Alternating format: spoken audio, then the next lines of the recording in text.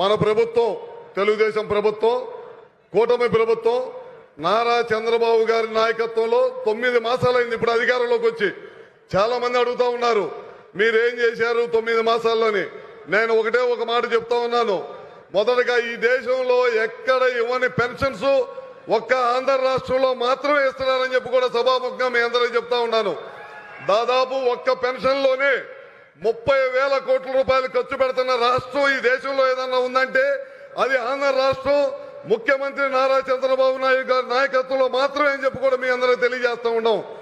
అదేవిధంగా ఇచ్చిన హామీల ప్రకారం ప్రతి ఇంటికి కూడా 3 గ్యాస్ సిలిండర్లు ఇస్తా ఉన్నాం. అదేవిధంగా మనం దాదాపు 200 పైచులకు అన్నా క్యాంటీన్లు మొత్తం కూడా ఓపెన్ చేయడం జరిగిందనమాట ఈ రాష్ట్రంలో. అదేవిధంగా ఈ ప్రభుత్వం అధికారంలోకి రాగలని ఇచ్చిన మాట ప్రకారం ఉచితంగా ఇసుక కూడా సప్లై చేసే కార్యక్రమం కూడా చేశామన్నమాట. ఇన్ని కార్యక్రమాలు ఈ ప్రభుత్వం ఒకదాని తర్వాత ఒకటి మొత్తం చేసుకుంటా వస్తా ఉన్నాం.